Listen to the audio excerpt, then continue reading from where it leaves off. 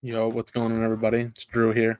I think Hunter's going to be here pretty soon, so just getting it started here without him for a few minutes. But yeah, I mean, looking forward to see what the Phillies have to do here in the last half hour. I'm trying to keep an eye on it on my other screen here, but yeah, I mean, they haven't done anything quite yet, but I mean that doesn't mean that they're not going to add somebody else. I think they could definitely use another reliever in some capacity, whether it's a high end guy or whether it's just a middle reliever with maybe long innings. I don't know, something like that. But yeah, it'll definitely be interesting. But I see the Pirates are making all kinds of moves. I mean, that's the wild card race is kind of like up in the air right now, so it doesn't really surprise me that they're doing that because they kind of feel like they can compete because the wild card teams are usually they're going to fall off, some of them, but I mean you can do your best to try to stay out ahead of the pack a little bit or stay with the pack and be able to compete late in the season. They got IKF from Toronto and they got Brian De La Cruz from the Marlins, so that's definitely interesting. But I mean, hey, their outfield has been pretty terrible this year outside of Brian Reynolds, so kind of makes sense, I guess. Carter, how's it going, man? Phillies need to bolster the bullpen. I mean, I don't know about bolster it, but like adding guys around the fringes would probably be pretty good. I mean, there's only so much you can do with the way the reliever market is, honestly. I mean, it's been pretty brutal because you see like the Phillies got Estevez and everybody kind of thought they overpaid for him, and that just doesn't seem to be the case because I mean, you see what all these other guys are getting, like all the other teams are getting as far as like high end relievers. I mean, the Marlins just stole a ton of prospects for Tanner Scott from the Padres. And I think the Padres are mostly selling low on a lot of their prospects, but that's just my opinion. That's what I've been seeing people talking about. So, and the lead reporter for the Marlins just said there's more trades coming. That's crazy. I don't know who, but it could be like Jesus Luzardo or somebody like that. So you never know. You never know what's going to happen. The last half hour on the trade deadline is always crazy. So how's it going, Nerio? All the way from Italy, I believe. That is crazy, man. How's it going? Flaherty would be a nice piece. It's a reasonable price. If it's a reasonable price, I'd imagine that's what you mean. Yeah, I mean, any kind of pitching is always nice, especially if you can get it at a reasonable price. But I just I don't foresee any pitching being reasonable at this point. I mean, maybe teams are getting desperate, but outside of that, it's pretty ridiculous.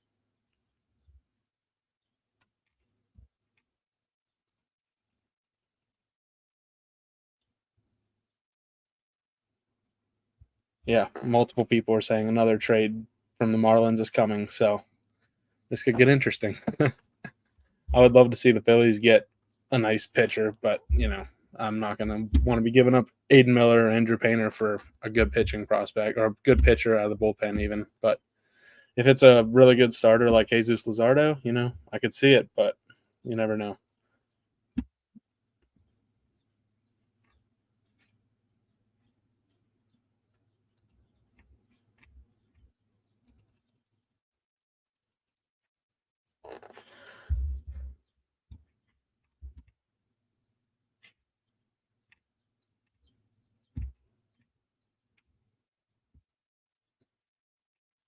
Yeah, the Pirates don't seem like they gave up too much for IKF, so that could actually be a pretty good move for them. I think he's on the IL right now, but hey, you never know.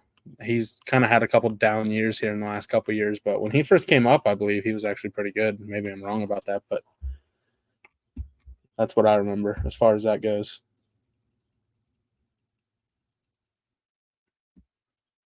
Hope he brings in some serious reinforcements. I mean, it doesn't seem likely, but hey, I'm open to anything at this point. So I just don't think the Phillies want to part with their good prospects. I just don't see it, and it doesn't really make a whole lot of sense for them. And yeah, like Dominic just said, like the price is pretty ridiculous on some of this pitching. So, Hunter, how's it going, Hunter? Doing good, Drew. How about you? How we feeling? Doing good. Just got yeah, another trade just broke. Hugh Oscar Brazaban from the Marlins going to the Mets. That's crazy. All right. Yeah, honestly, Marlins are wheeling and dealing right now. Yeah, definitely are. They're doing what I think the White Sox will be doing right about now. Yeah. That hasn't quite happened. And the White Sox, it appears, are going to hold on to some pretty big pieces, which part of that's Garrett Crochet demanding an extension or, dictating his workload. And part of that's also the Luis Robert thing surprises me because I would have thought if the value went down, I would have thought there'd be more interest to buy low. But, it is what it is. Really weird. But as far as the Phillies go, I'm not surprised they're not doing anything right now. Pretty much after the two moves they made, it was going to be if something fell into their lap, and if not, they were going to stand pat. So yeah, that also, like, it's not just the Phillies right now. The market sucks. I mean, this is a true seller's market. I'm sure you already talked about the Tanner Scott deal, but wow, holy overpay. But what's new? The Padres overpaid for another guy who's maybe going to put them another win or two above where they are. It's, I don't really see them as very scary in October. I'm sure, knock on wood, I'll regret saying that now, but they have all these names and it hasn't really panned out for them. But you can tell the Padres are all in. That can't be denied. So yeah, I mean, I think their GM is kind of just in the mode where he's like, if I don't succeed this season, I'm gone anyway, so it's not my problem. So just get rid of all the prospects I can and try to win and save my job. But I mean, yeah, it's definitely interesting to see what they're doing because they're kind of like sending mixed signals. Like I don't know, last couple off seasons, like they let Hader walk. Like why are you going to do that and then go out and trade 3 of your top prospects for a reliever? I just left-handed. And they traded one. They trade Soto too. So yeah, obviously there's other things involved with that, but they're a weird organization, very weird. They're all very in, but they're not poorly run. Yeah, yeah. That said, with Dylan Cease at the front of your rotation, the way he's pitching this year, you're going to have a shot. I'll say that much. Yeah, no kidding. It's crazy. Man, so what have you guys talked about so far? Obviously I'm just getting in here, so I'm kind of curious. I talked a little bit about a couple of the Pirates deals. Like they're doing like fringe moves, kind of like I don't know if you saw Brian De La Cruz and IKF. Yep. I did see that. I mean, they could be good moves. They could be not good moves. I mean, I like Brian De La Cruz a lot, actually, but I don't know what they gave up for him. I think they gave up – I don't know if it came out yet. I know they gave up like a double-A hitter for IKF. Yeah, I saw that. They didn't give up – they gave up like one guy who wasn't really like a big name for them for IKF, which makes sense. IKF's obviously – he's a move around the edges type of guy. But, they'll be interesting. Again, they have obviously – 2-3 guys who can pitch for you in a playoff series, and 2 of them throw 100. So the Pirates are a team, if they find their way in, they are scary, but they're also not mortgaging anything major in order to do that. I don't think they gave up a lot for Brian De La Cruz. Am I correct in saying that? They gave up one guy, right? It was just one prospect. And Garrett Forrester, and there's another one. Jun Suk Shim. He's like their 17th prospect or something like that. On respect for trying to pronounce that. But yeah, I have no idea how you say it, but I couldn't tell you. So Eloy Jimenez to the Orioles.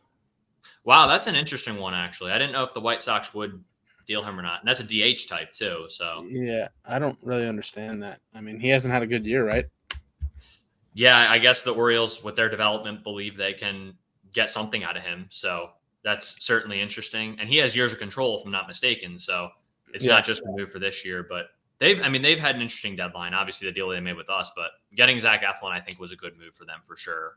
And then Eloy will be an inch. Like, they can get enough power out of him. I mean, that's a big addition as well. So we'll find out. But that being said, going back to the Pirates too, like, they're making the right moves around the edges. And again, they're 2 games out of a wild card spot in a really bad NL wild card race. So again, they get in. They're not a team you really want to mess with right now. And then, of course, Josh Bell goes to the Diamondbacks, the Phillies killer, and we play them, I think, coming up next. And I'm sure we'll end up playing them in the playoffs, and he'll hit a home run against us. It happens every year. It's a canon event, but it is what it is. So that was an annoying one from earlier today. And honestly, this hasn't been a super entertaining deadline. I don't think it was expected to be, but it's really just not like – there's just not many big names getting dealt right now. I mean, who's the biggest name that's been dealt so far? Is it Tanner Scott? Like, I mean, I'll probably forget someone. I mean, if you're talking, if you're talking just the last day, it's probably Tanner Scott. But if you're talking the whole season, it's probably Arise, I would guess. Arise, right?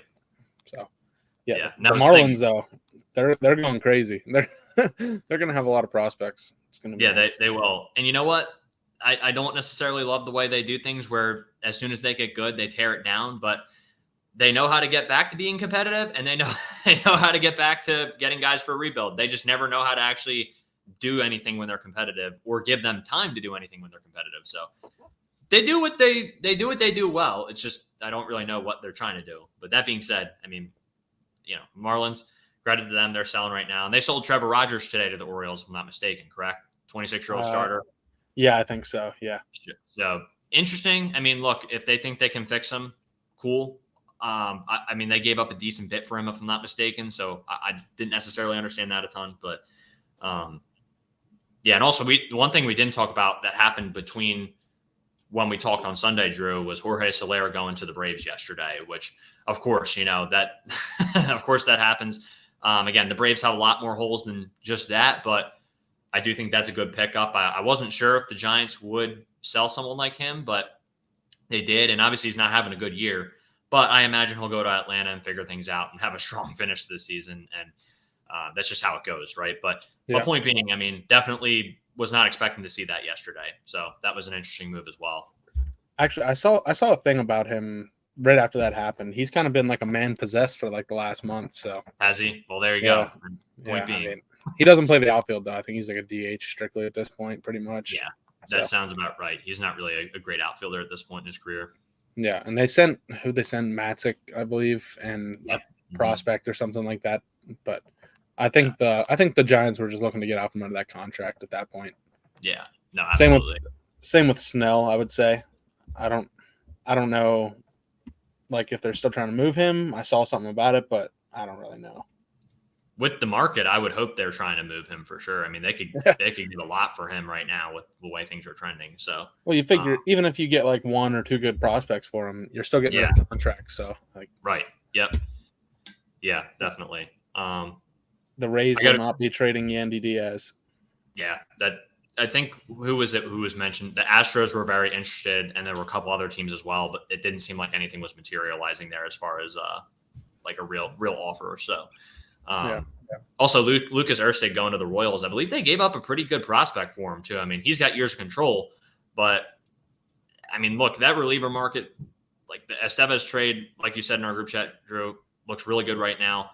People are still going to say it's an overpay. Sure, it is, but again, you sold high on those two guys in Aldegari and Klassen. I like both of them, but you sold high and you got a guy, and maybe they bring Carlos Estevez back after this year too. It's not out of the realm of possibility if he pitches well that they try to bring him back, because keep in mind they haven't extended Hoffman yet, and he's going to go for a lot on the market. So as much as I love Hoffman and I would love to have him back, they might have waited a little too long, and he's probably going to get paid big money. And I don't know if the Phillies will be able to compete with it unless he wants to take a slight discount. And when I say slight, like not a major discount to bring Jeff Hoffman back. So.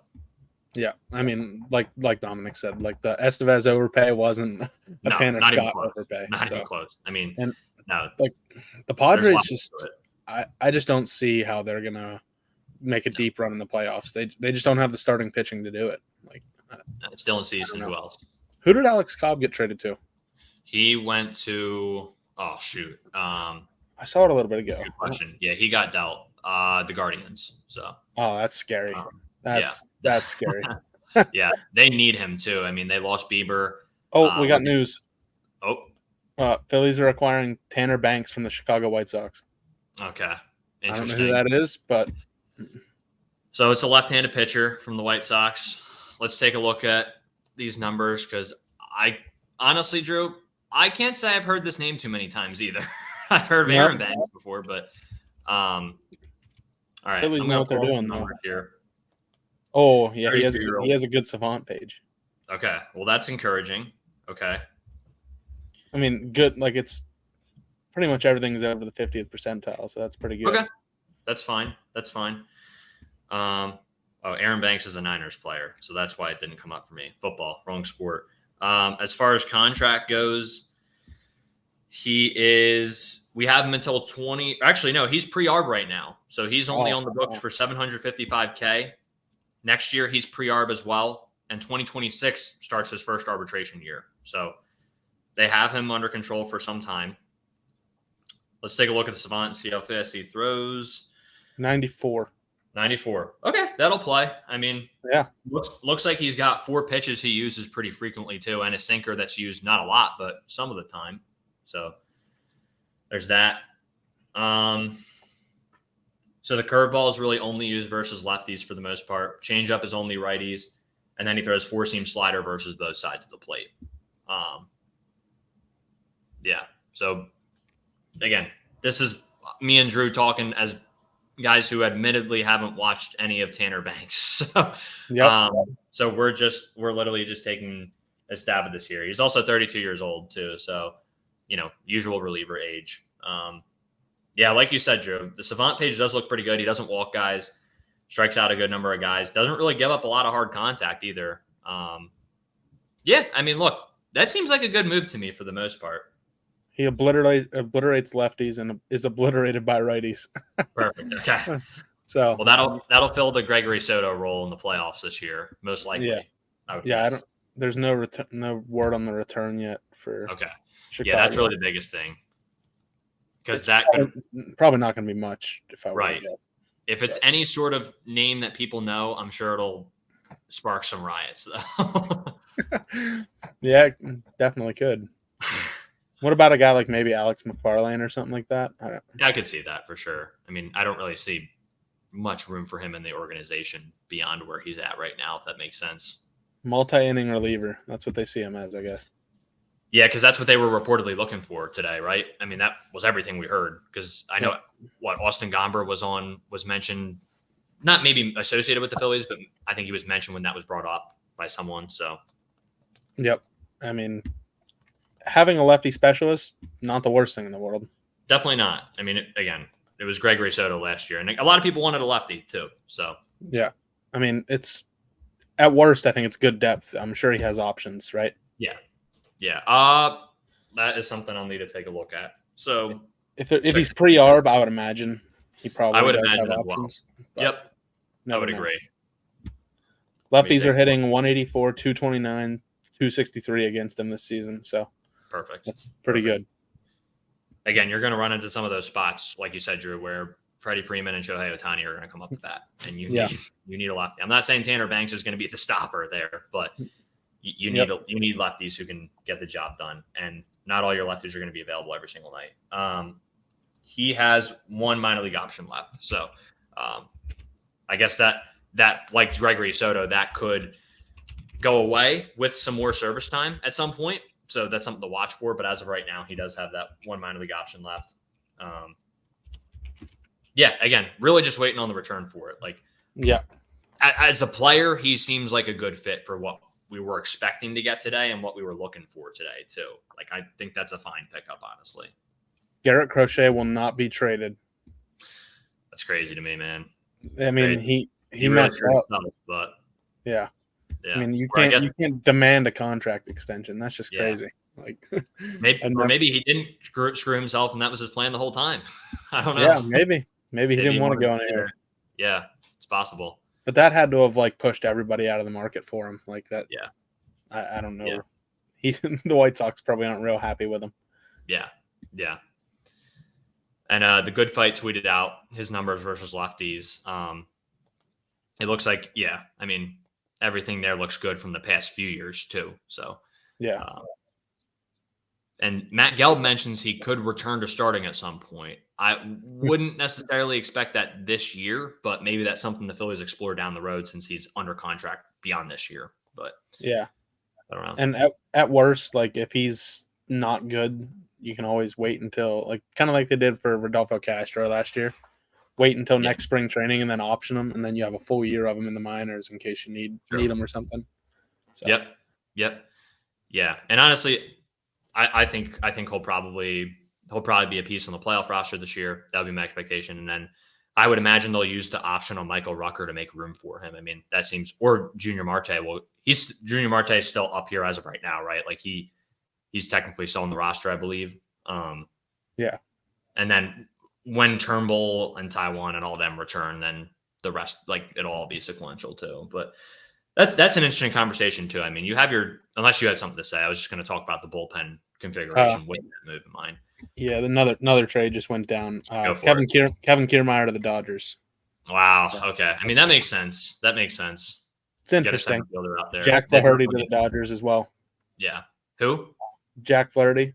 Wow. Yeah, Okay. Dodgers, So they made their couple moves, but yep. they definitely, you could say they struck out a little bit on the center field. I mean, look, Kiermaier's a great defender, but obviously we know what the bat is at this point in his career. Yeah, he's not a hitter, but he can play some defense. Yeah, absolutely. And then as far as Flaherty goes, I think Flaherty's good, but you saw what happened last year when he was traded to, like, the fact that he was one of the bigger names available in the starting pitching market this year, that wasn't super enticing to me if I'm a team looking for a starting pitcher. So there's other routes I would have gone with that, but he's also still been really good. William Bergolla for Tanner Banks. Well, that's not great. Yeah. I don't know how much I enjoy that, but I can't say I love that. Yeah, I do like Bergolla a lot. I mean, obviously we know the plate discipline is very impressive, and he's been hitting well this year. Maybe the Phillies saw it as another sell high opportunity. But again, I guess you can't prospect hug this time of year, and they traded Hao-Yu Lee last year for Michael Lorenzen. So, but I did like Bergolla a lot. So it is what it is. You got to give up something to get something, and that was the relief market this year. Unfortunately, it was very, very high priced. So I don't know. Also, how about the Angels like doing nothing at this deadline? I mean, what a garbage organization. They traded Estevez. I mean, sure, but you had Kevin Pillar, who you really like this. He's going to retire after this year. He's going to be a free agent.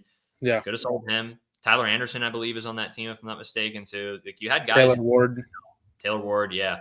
There has to be a situation where they could trade Mike Trout. Like, there has to be. Like, somebody would take on that contract. I don't know who, but I think somebody probably would.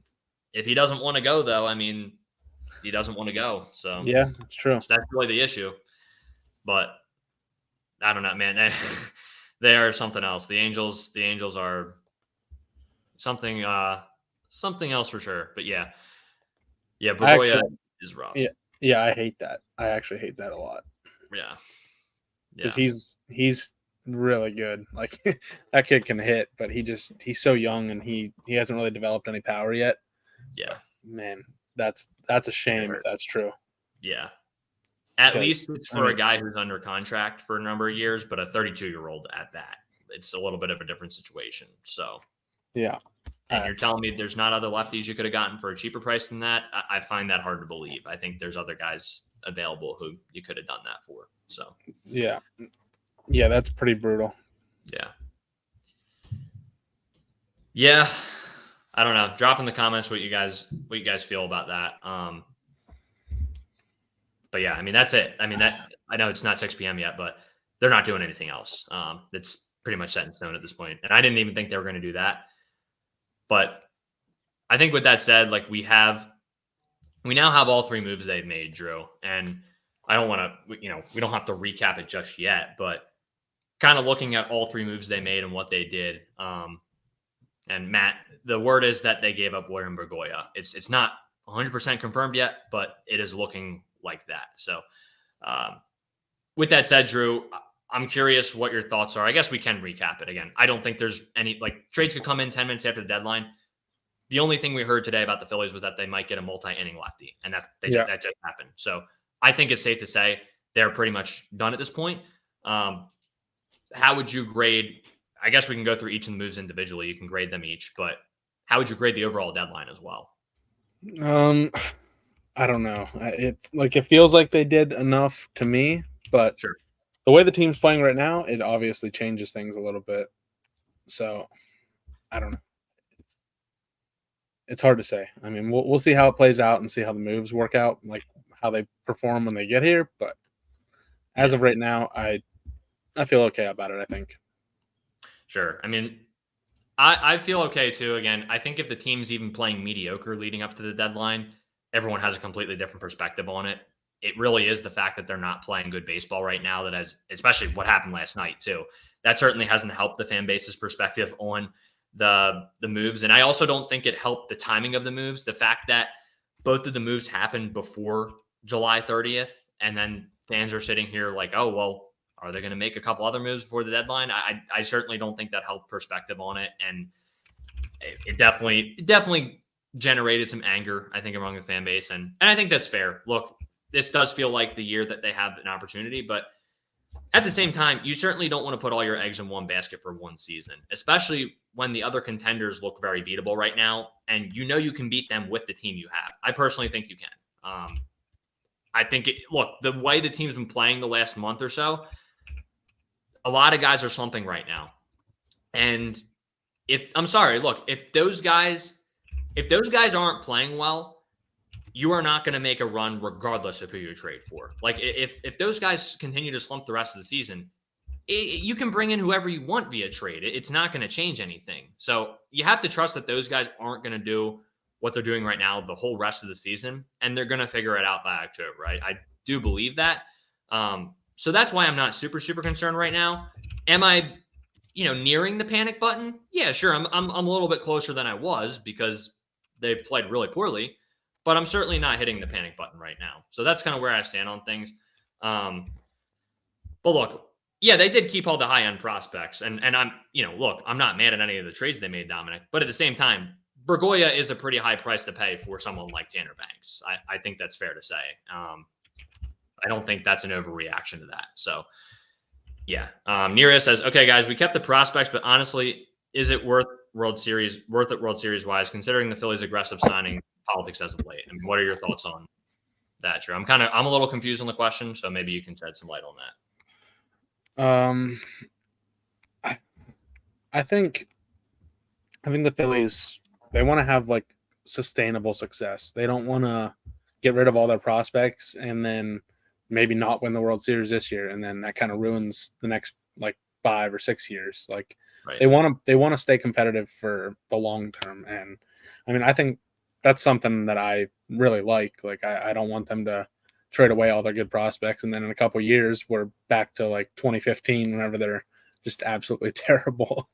But yeah. I mean, like obviously they have a good core in place for multiple years yet, but it's like I don't know. I just don't think it's worth the risk to get rid of all your good prospects. Again, yeah, you have to trade. If you're going to trade top end prospects, you have to know when the right time to do it is and who to do it for. I don't know about you, Drew. I personally, outside of Luis Robert, who didn't get traded, I didn't see anyone at this deadline worth giving up any of those guys for. I just didn't. And you can't go all, like I know everyone wanted to say all in. For one, I think the Phillies are already all in with the roster they built. That, to me, is fair to say.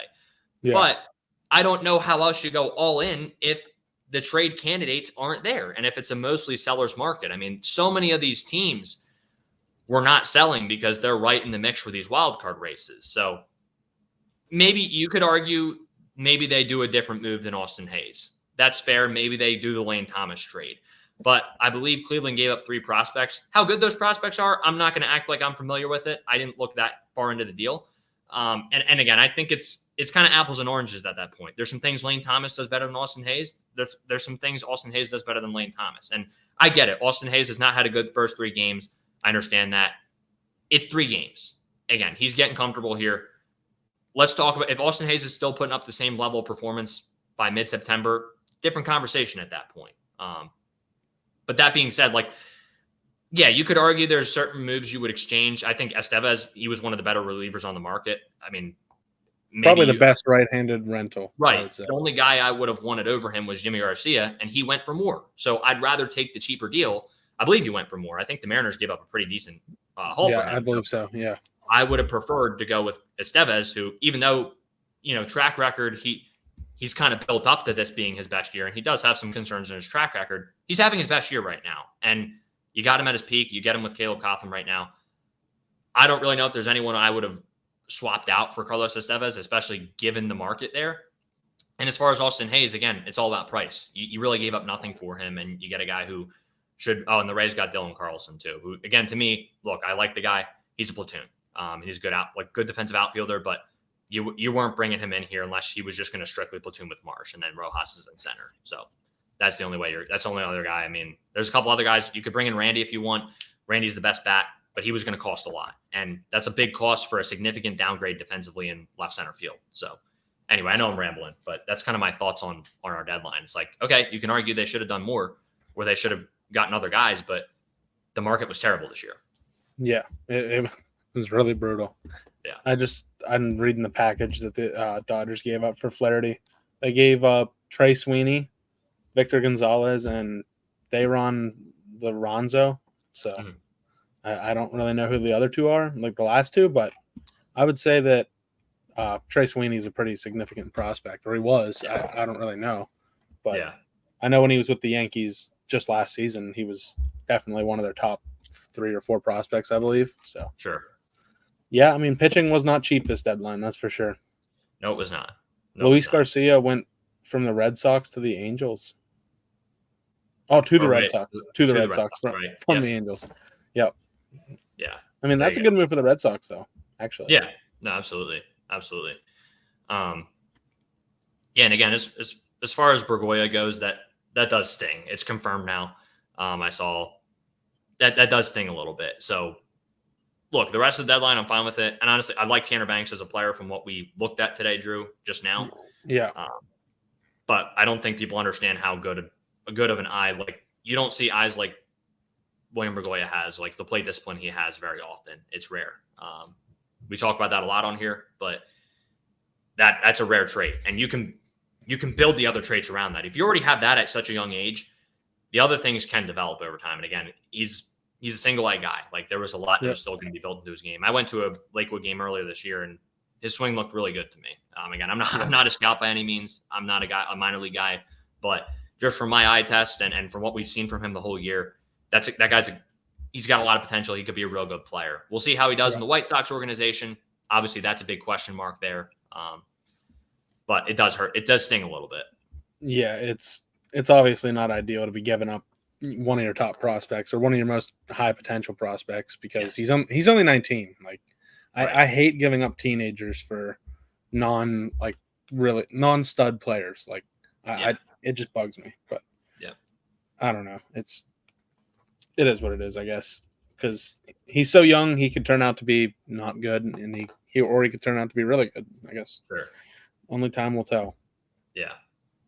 Yeah, and he was ranked 8th on Matt Winkelman's list this year, and he did mention that he was in a similar position to Hao-Yu Lee in terms of he was blocked.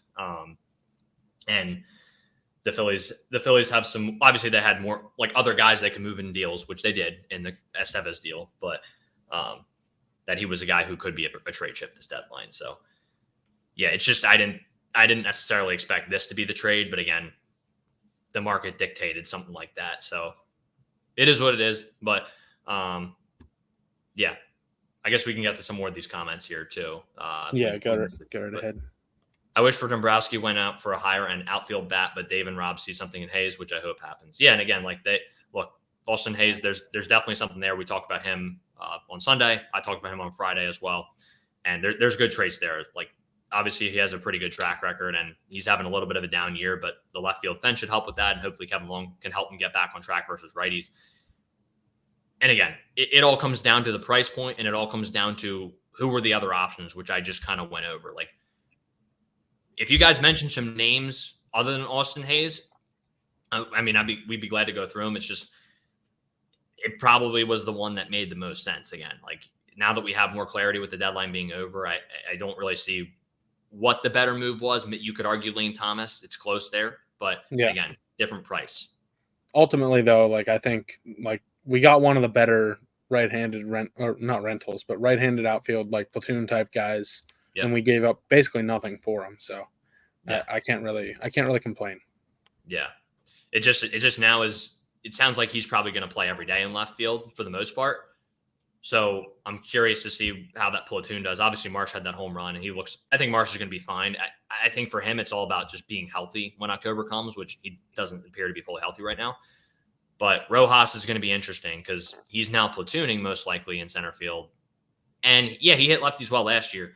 He has not necessarily done that this year. Like, he's not necessarily a platoon type of bat. He doesn't really mash lefties. He kind of struggles the same way he does against righties. So, that's really the only concern there for me. And then how is Cassidy going to do the rest of the year? Is he going to continue to stay hot? Or is this just a good stretch of the season? So the outfield, again, to me, like Austin Hayes honestly isn't one of my biggest concerns in the outfield. It's the rest of it. Yeah, I think they need to evaluate Marsh a little bit more. I think maybe, I mean, I've kind of been against it, but maybe let him play against some more lefties and just see what happens. Like, I don't know, maybe he wasn't healthy there for a little bit because he looked pretty terrible, quite frankly. I don't know if something was going on for longer than just a few weeks, or I don't know what was going on, but I think you give him a chance, like more long term, and then if it doesn't work out near the end of the season, then you can platoon him in the playoffs, and people can kind of shut their mouths about it because, sure, like you got to give him a chance, and then people will stop talking about it. Sure. And also, Marsh is not a 5 hitter. Like, you can't just say he's trash just because he's not going to produce in the 5 hole. Like, the guy is a bottom of the order bat, but he's a very good bottom of the order bat. And who was the 5 hole bat that was available this deadline? I mean, again, Luis Robert didn't get traded, and he's been terrible, right? And Arozarena went for a really high price, so I don't see who that was that the Phillies could have acquired to put in the 5 hole. And I also don't think they have necessarily just relied on the long ball either. I think they can manufacture some runs. Obviously, they have some pretty bad results when they have bases loaded and no outs, and they tend to grind into a lot of double plays or strike out and don't get any runs in somehow. But point being, again, Marsh has one of the higher walk rates on the team. He's gotten a lot better since he's left LA. I understand he's not playing as well this year, but I don't think you can just say he's trash just because he doesn't play well. He's not a 5-hole hitter, and because he's having a little bit of a down year when he's not been healthy either. So, again, I don't think he can hit lefties. We got another trade. Sorry to interrupt you. Yeah, Seth Johnson from Baltimore to Philly. Okay. I don't know who that is. Couldn't tell you what position. He's a pitcher, I think. Pitcher. Okay. Oh wait, yeah. He's all right. He's the number 10 prospect for Baltimore. Oh, wow. Interesting. Okay. So I'm very curious now who we gave up. For he's never pitched in the major leagues. Wow. Okay. So he's pitching in Double-A right now, and he's 25 years old. He's having a good year, it looks like. It doesn't look like he's ever pitched in the majors, right? I'm not seeing anything that would suggest he has. Interesting. I think he was technically on the playoff roster last year. Looks like maybe. I don't know. Fun fact, I think he went to the same college as Cedric Mullins, so that's interesting. But Seth Johnson, that's a really weird trade to end it. I thought we were for sure done, but yeah, I don't know anything about this guy. I couldn't tell you anything either. If you're number 10 in the Orioles system, though, you're pretty good. That's pretty good for sure. I'm really curious what we gave up now. Yeah, they have a very deep farm system. So again, having a good year. 18 starts, 2.63 ERA. Whip's a little high at 1.32, but batting average against is 2.18. So if he can rein in the walks a little bit, he'll be fine. But Mark Canha is going from Detroit to San Francisco. Nice. I don't understand what the Giants are doing. Really weird move. Really weird move. He was the backup option for everyone at the deadline, I guess. But I don't know why the Giants had a backup option if they got rid of Soler. Really odd. But yeah. Yeah, I don't know. Yeah, Brian, the deadline's been really uninteresting. Yeah.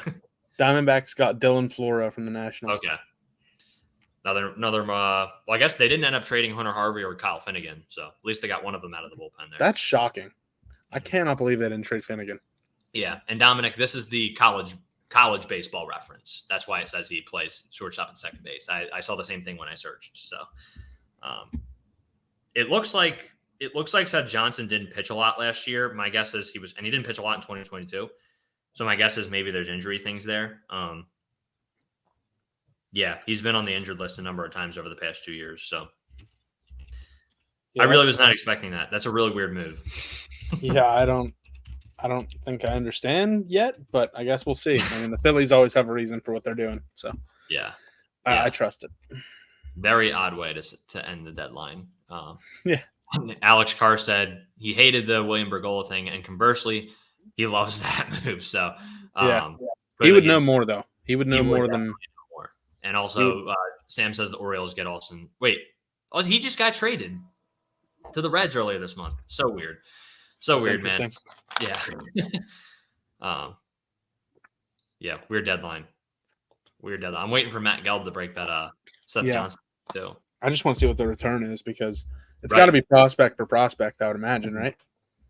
Right, something like that. And you know what? Honestly, it makes a lot of sense given they gave up Klassen and Aldieri. You reload a little bit on the pitching depth Right. there. Yeah. That's a huge ad there. Yeah. In that sense. And I'm reading the scouting report on him right now. It looks like he's averaging around 95 on his fastball too. So even post injury. So that was from Baseball America. You'll take that absolutely. I'm curious and that was on Pipeline that had him number 10. So I'm curious when Winkleman gets a little more information where he slots into our system. Because obviously we don't know a lot on Pipeline. And he's 25 years old. So a little bit of an older prospect. But again, you're getting pitching depth in the minors and there's some potential there. Yeah, definitely. I mean, like I said, their system is about as deep as they come at this point. So right. If you're number 8, I think, he's number 8 in their system is what Tim Kelly just said. Okay, so there you go. That's good. I mean, that's Gregory Soto to the Orioles. Wow. So that's crazy. That's Tanner. crazy. The Tanner Banks is your Gregory Soto replacement, and then Gregory he's gone. So in our Discord, there was a bunch of jokes and stuff thrown out about just getting Gregory Soto off the team. You guys got your wish. I said it wasn't going to happen. It happened. That's honestly a meme that he got sent out there, but wow. That's crazy. Wow. So they took Sir Anthony and Gregory Soto off our hands. That's nuts. I mean, like, I don't trust Gregory Soto in big spots. So yeah. I mean, I would imagine that's the same trade, but all the sources who are breaking the Soto thing weren't the ones breaking that Johnson thing. So again, I envision that's the same trade, but really weird how that was or how that's breaking. But very interesting deadline for the Phillies. Very interesting. Yeah. I mean, they sold off guys that they didn't trust, and they brought in guys that they do trust.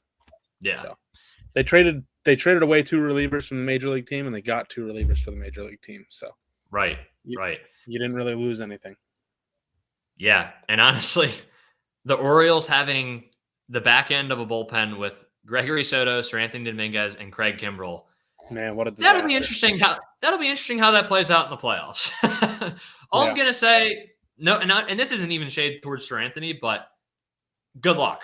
Good luck to Baltimore fans watching the end of games because that isn't a fun experience. No, it's not.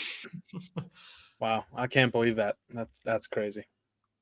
Honestly, I'm glad something happened too, because driving home, Drew, I literally was thinking, we're going to go live. There's going to be things to talk about, but we're going to be talking about Austin Hayes and Carlos Estevez again, and that there wasn't going to be anything that happens. And 2 very interesting moves happened while we're live on here. So you look at the bullpen now. I do want to talk about this, and feel free to interrupt if any more trades break through at the end of the deadline. Because like I said, right on cue, 10 minutes after the deadline, and here we are at 6:18, and there's still stuff breaking right now. But the back end of your bullpen now is Hoffman, Strom, I think, are your top 2 at the moment. Again, obviously the Phillies are hoping Alvarado and Kerkering are going to come along as October nears. So that's your top 4. Your 5th guy, and Estevez is obviously in there too. He's probably ahead of those guys right now. But point being, that's your top 5. That's a good top 5 in my opinion. I think it's better than a lot of other bullpens' top 5s going into the postseason. And now you have Tanner Banks, that is 6. I imagine, who else? Rucker and Marte, I don't envision will be on that postseason roster. Maybe one of them is. Marte could pitch his way back into their good graces, I think, but I don't know. He ain't going to be getting very many high leverage opportunities right now. I don't know. I wouldn't envision Jose Ruiz being on the postseason roster. No. And then I would guess Taiwan's pretty much going to be in the bullpen because he's pretty much a dead roster spot in the postseason, unfortunately. It is what it is. And then I would hope, honestly, at this point, that Tyler Phillips maybe gets one of those spots. But also, I guess Turnbull might get a spot too. So point being, your top 6, I think, includes Tanner Banks. And honestly, that top 6, man, especially with Banks' insurance for Alvarado and Strom out from the left side, I really like your bullpen right now. I think the bullpen, as far as that goes, you did tinker with it a little bit. You traded a couple guys from it in Soto and Sir Anthony. I like how it is, though. I think that's a postseason-ready bullpen if Alvarado and Kerkering come along. And that's the biggest thing. It's going to come down to those two guys. With the way the reliever market was this year, even with adding Estevez, those two guys were going to have to figure it out whether they did something or not at this deadline. So it's going to ride on that. Yep. I mean, you'd be giving up so many prospects if you were looking to get guys that are equal to like Kerkering and Alvarado. Like they just got to figure it out. Like you said, I mean, you're not going to win games if those guys are blowing games. It's pretty simple. Yep.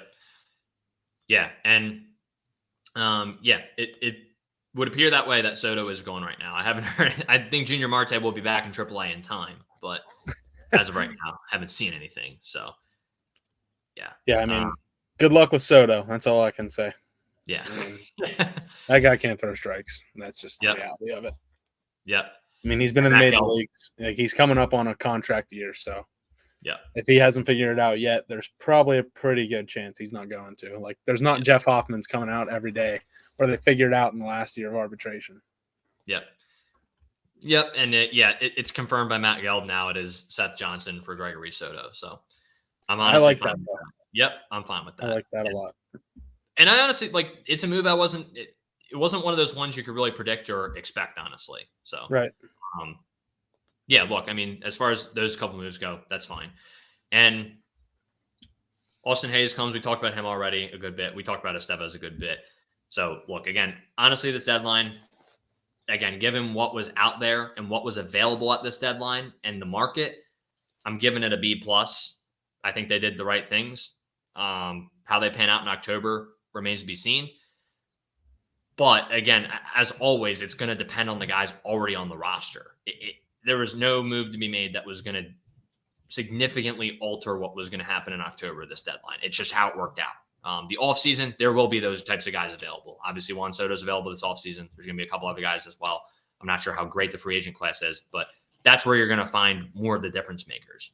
It wasn't going to be at this deadline, unfortunately, with how things worked out. But yeah. Yeah. Any other thoughts? No, not really. I mean, like I said, they traded away guys they didn't trust, and they brought in guys that they feel better about than the guys they traded away. So, yeah, I would definitely disagree with Brian on that, though. I mean, I don't think he failed at all. I mean, he pretty much kept the farm intact, and he improved the major league team. Everybody was calling for Gregory Soto's head, and now he's gone. So yeah, you guys got your wish. yeah. Like you can't be happier. I mean, like you got a lefty specialist to replace him, which is incredible, and now you replace Sir Anthony with Carlos Estevez. So, right. I mean, I don't have any complaints about it. Yeah. Again, if you can tell me who the guys they were supposed to go get at this deadline, who were the difference makers were, be my guest. I don't see who, again, was out there. And honestly, I think Estevez was a better get than Tanner Scott, if I'm being honest. Like, sure, there are things Tanner Scott does way better than Carlos Estevez. I will give you that all day. The potential, for sure. The guy walks a lot of hitters. That can't be denied. I would rather take the guy with the lower walk rate. Sure, Carlos Estevez gives up a little bit of harder contact than Tanner Scott. Not going to deny that. I'd rather take the guy who's not going to give out free passes and who's still going to get a lot of swing and miss. Because, if the ball's put in play, okay, it's going to be hit fairly hard. But it's not often going to be put in play. And again, throwing 98 from the right side with that slider, it's going to be hard for guys to barrel up the baseball all the time. So I'll live with the hard contact from time to time. And I'll also live with the fact that, he may end up closing out a lot of games for them, but he doesn't have to be the closer. There are different spots you can put him in too. And that's what he said. He's willing to be a grain of sand on the beach. Bullpen. So I'd imagine it sounds like he is going to close out games a decent bit, but I don't know. He did give up a home run to Johan Rojas, though, like Samuel just said. Not a great look. It's kind of like Kyle Finnegan gave up that home run to Cody Clemens earlier this year, too. So something about Phillies trade targets. But I just I trust the Phillies. Like they got Seth Johnson, so like they must have seen something. Like and it's no coincidence that like they're trading with the Orioles, who are basically neighbors with them, and their minor league teams play each other very, very frequently. So it kind of makes sense because they're at those games watching their own prospects, and they see these other guys, and they're like, "Oh, hey, I might like that guy." Yeah, sure.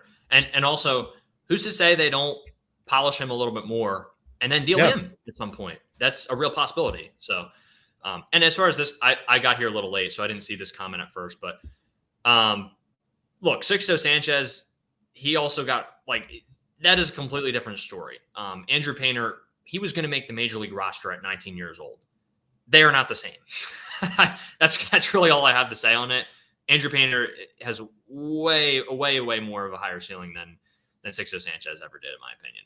Sixto was great, but that was also, you also have to remember, the Phillies farm system is better now than it was back then. Like, that was in an age where the Phillies did not have a lot of big prospects. And again, Painter has become one of the better pitching prospects in all of Major League Baseball. I mean, he's been mentioned with Skeens before. I'm not saying he is Paul Skeens, but that potential is there. So I'm not really super concerned about that. And again, who were you giving up? I'll continue to be a broken record. Who are you giving up Painter for at this deadline? Please be my guest and name who it is, because I don't see who that is right now. Yeah, nobody. I wouldn't give up Painter for pretty much anybody. I mean, you would have to offer me like one of the better players in baseball for me to be giving up Andrew Painter, especially because there's a good chance that it's not going to just be Andrew Painter going in that deal. Correct. So I don't know. There's just no world where I would want to give up a guy like that for no. Yeah, no. There was no player at the depth. Like, even if you want to say Luis Robert and Garrett Crochet were technically available at this deadline, there's no chance I'm giving up Andrew Painter in either of those deals. They're not worth it. I mean, they're great players, but you're not giving up Andrew Painter for either of them. You may Miller is obviously a debate. I personally wouldn't give him up in one of those deals. There is a debate to be had there. Painter, to me, there is no debate. I would not include him in either of those deals. So, and again, who was the big bat? Who was the big bat who was available, Brian? I'm not trying to be rude, but I don't see who the other bat was that they should have acquired, other than Randy. Who again, Randy is definitely the biggest bat that was dealt, no doubt about it. That's the one. And again, was it worth it? Probably not. Yeah, right. And again, that's the package the Mariners gave up. The Phillies probably were not going to be able to match that. No, or they probably wouldn't have matched that. No. Like they want to keep their prospects, and yeah, I think everybody 5 years from now is going to be like, "Oh, I love Aiden Miller, I love Andrew Painter." Like, yeah, well, you were calling for them to be traded 5 years ago, so yeah, you were calling everyone else prospect huggers when they were mostly probably right. So, and again, it's not just about keeping them. If you're going to deal either of those guys, you have to know the right guys to do it for. And there's a very select few players you do that for. And they were not on the table at this deadline. So, and again, Brian De La Cruz, I'm not going to sit here and say he's definitively better than all the other bats on the market. Like, Brian De La Cruz is solid, but we're also coming from the Phillies perspective where we've seen him kill us a number of times too. Like, he's a good player and he's a younger player and he has years of control. Sure. But I'm not necessarily going to just sit here and say he was the best guy available out of the bats too. And I'm also just not confident he comes in here with something else. Yeah. Class, like an A-ball pitcher named Moises Chase is also going to the Phillies in that deal. So noted. Okay. Number 24 on Baseball America's list for the Orioles. So starter and a reliever with control issues and plenty of strikeouts. Yeah, that's what Winkleman said. So that fits the Phillies hype for acquiring pitchers. So yeah, I mean, it could definitely work out for the Phillies for sure. I mean, they can develop pitchers like nobody else. So it's definitely intriguing. Right. Yeah. Yeah, and again, I get it. I get that Brian De La Cruz does have some power for sure, but again, that trade looks different for the Phillies than it does for the Pirates as well. It definitely does. And okay, he has 18 home runs. He also has a 707 OPS this year. Like, he hasn't necessarily been all that. He's been fine, but he hasn't been all that good, to be honest, either. There's potential there, but there's also a reason the Pirates went and got him too, and that there wasn't necessarily a big market for him either. You have to understand that as well. So, again, if we're going to sit here and think that say that Brian De La Cruz was the missing piece to a championship, like, I just don't know if I can necessarily fully believe that, right? Like, I don't think that getting Brian De La Cruz or not getting Brian De La Cruz dictates whether this team goes to the World Series or not, or has a deep playoff run. I just don't think that's necessarily the case. So, look, Tarek Schubel, he would have been great. Again, another person I probably wouldn't have given up Andrew Painter for. Conversation to be had there, but it didn't seem like he was available. The time to get him was 2 years ago when the Phillies were interested in him at that deadline. And unfortunately, they weren't able to get it done back then. So that ship seems to have sailed. And again, he didn't get traded either. So anyway, but I feel like we've made our points, Drew.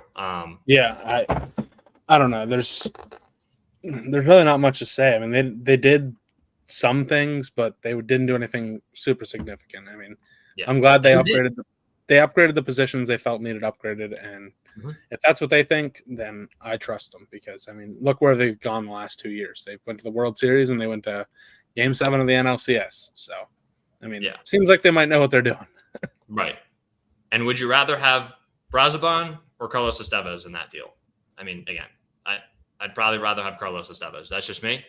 But I mean, Brazoban's got good stuff, but he hasn't had quite the results that Estevez has. So right, and he's also older too. Yeah, exactly. So, look, good player for sure. Definitely good relief pitcher. Again, there's discussions to be had on all these guys too, but he also has walked like a decent number of guys this year as well. I don't think he's been necessarily perfect either. So, and also Estevez has a little bit more of a track record than Brazoban. So, I don't know. Again, this is all, you don't know what conversations the Phillies had, and you don't know who was asked for. Just because someone went for that price in that deal, it doesn't mean that team would have given you the same price. Sometimes that happens too. Sometimes you don't get the same price because your system is different. So, again, we can sit here and say they should have got this player, they should have got this player, but we're not the ones on the phone calls at the end of the day. And we don't know. It's just not that simple. So, and the Phillies obviously don't like trading inside the division. So, no, I don't blame them for that. So, they don't want to give their direct competitors good prospects to work with, and I don't blame them for that. But like you said, I mean, these other teams, when the Phillies come calling, they might be like, we don't like anybody in your system except Painter and Miller. And at that point, the Phillies probably just hang up the phone, and that's the end of it. Mm-hmm. Yep, exactly. So, I don't know. I mean, that's my stance on the deadline. I get it. It's a little underwhelming if you were hoping for a big move, but tell me the other teams that made the impact moves too. Like, I don't necessarily think anyone had a killer deadline this year. Like, sure, the Dodgers games, but it's not anything major. Yeah, even they did they got one good starting pitcher, but they need more than that. Yeah. Like I don't know. They needed more than just one starting pitcher. Right, like Tommy Edwin, we'll see how he does.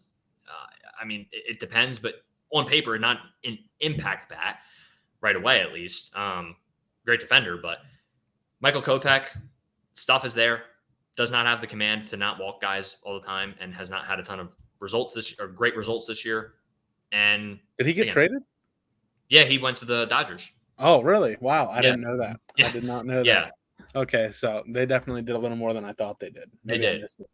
But again, like, these aren't all-star names necessarily getting traded, right? Like, it's not like they had a tremendous deadline, in my opinion. Right. It's the Dodgers, so those guys could certainly figure things out, but they didn't last year. They did not. And they're also not healthy right now, so they have to get healthier for October. So anyway, that's really all I got, Drew. I feel like we pretty much made the points we want to make at this point. Yeah, I agree.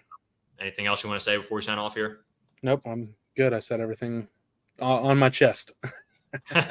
Awesome. Well, thank you guys so much for watching, even those who we disagreed with, which was most of you, but we do appreciate you guys tuning in. And that's what makes these live streams interesting, is if we get disagreements and different opinions, and it generates discussion for us here. So I know me and Drew are mostly on the same page, so it's always a little more interesting when you guys have different opinions, but we will see how these moves pan out. Again, I think it ultimately, regardless of what moves they made, it was going to depend on who's in the locker room and the clubhouse. That is going to continue to be my stance. But anyway, thank you guys for watching.